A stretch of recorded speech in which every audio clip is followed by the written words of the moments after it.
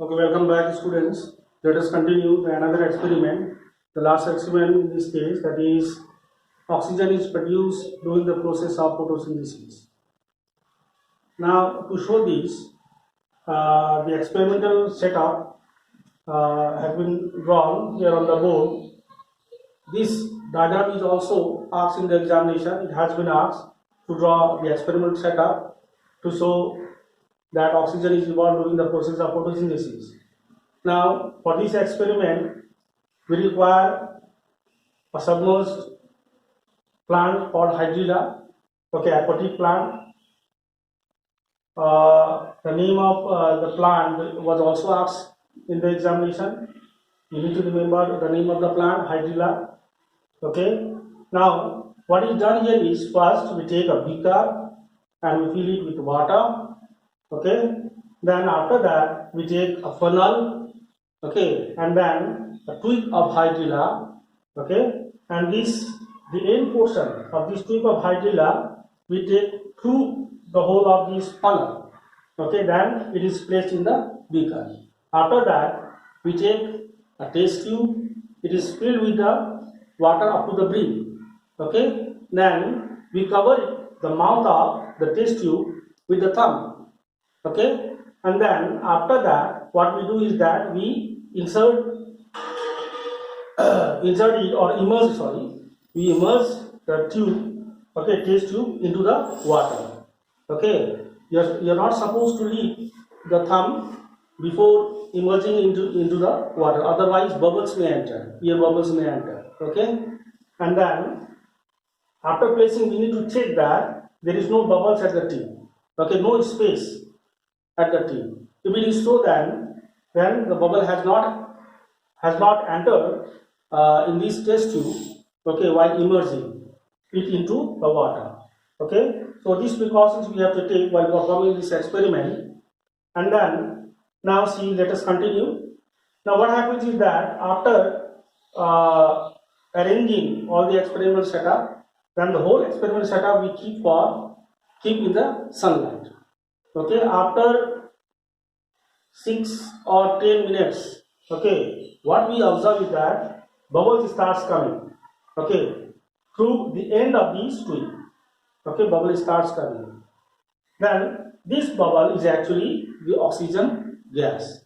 Now to confirm this, what we do is that after some time we burn a splinter or matchbox, okay, matchstick, you just burn it, and then you take it out, and then take that flame of the matchstick close to this test tube. Then what we see is that the flame increases in size. So this confirms that the gas which has been produced is the oxygen gas. As we all know that oxygen is the supporter of combustion. Okay, so this is how we can show that oxygen is involved in the process of photosynthesis. So this was the last experiment, student. In this case, then we need to move on to the next topic, that is carbon cycle.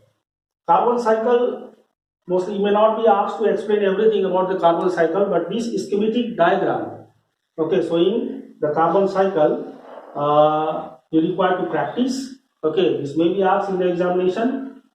Now let me explain what exactly happens here. Carbon cycle is one of the biogeochemical cycle. Okay, in which what happens is biogeochemical cycle shows the movement of minerals, particularly minerals particularly how it enters non-living world and comes back to the living world. Okay, in a cyclic manner. Now here the same thing is shown on this schematic diagram. Now while explaining, suppose actually explanation is not asked, but still while explaining now how to explain this carbon cycle, as we know that carbon dioxide in the atmosphere is about 0.03%. Okay, now first we need to mention that in how many different ways carbon dioxide is removed from the atmosphere. Here you need to remember that there is only one process by which carbon dioxide is removed from the atmosphere. That is by the process of photosynthesis. As we have studied that plants mostly use carbon dioxide, okay, as a raw material to prepare their food. So most of the carbon dioxide are utilized by the producer. Producer means the plant. Okay, producers to produce their food. Okay, one more process is there by which carbon dioxide are removed from the atmosphere. That is, the carbon dioxide, as we know that it gets dissolved in water. Okay, this dissolved carbon dioxide are utilized by the aquatic plants, and then again this carbon dioxide is also used by the animals like the snails to form their cells. Okay, or they may form limestone and all. Okay, so that is also there, but it is not shown in this cycle, so I'm not going to that point. Now let us come back again. Now after that we will show that in how many different ways carbon dioxide is added to the atmosphere. So here it is shown that there are two main processes, one and one. Okay, respiration, decay and combustion, and then one more combustion. As we know that plants, consumer means those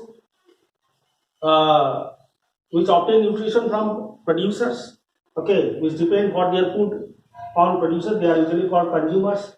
Okay, decomposers, they are the microorganisms, okay, which decomposes the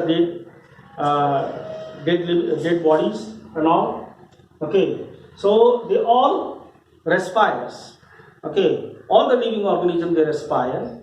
Respiration is one of the important characteristics of living organism. So when these living organisms like producers, consumer, decomposers, okay, they respire. What they do? They add carbon dioxide to the atmosphere. Okay. Then again, when they undergo combustion, when they are burned, that time also carbon dioxide is added to the atmosphere. Or when the decomposers decay the dead bodies, that time also carbon dioxide is added to the atmosphere. Then after that, again see the arrow is shown downward. So here means that these producers, consumers and decomposers, when they are dead, okay, when they die and buried under the earth surface for long period of time, under high pressure and temperature, they all get converted into fossil fuels. This process is called fossilization. Okay, fossil fuels like coal and petroleum. And again, when these coal and petroleum burns, okay, undergo combustion, they give out carbon dioxide. So this is about the carbon cycle. Okay, now this chapter has been completed, student. Okay, this was the last topic in this chapter. So far in this chapter, we have learned about the photosynthesis, the significance of photosynthesis we started with, that is plants photosynthesis provides food for all. Okay, then again it is only the process by which solar energy is trapped. Okay, with this topic we started this chapter. Then we learned about the mechanism of photosynthesis. Okay, before that we learned about the structure of chloroplast, internal structure of leaf, then mechanism of photosynthesis, light reaction, dark reaction. Okay, then after completing light reaction, dark reaction, we discuss about the factors affecting the rate of transpiration, rate of photosynthesis.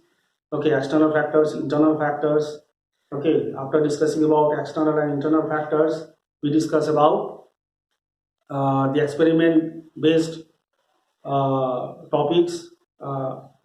Okay, and then I also told you that at least 5 marks is mostly asked from this experiment based topic. Then after that we discuss about this carbon cycle. Okay, so this is about the chapter photosynthesis.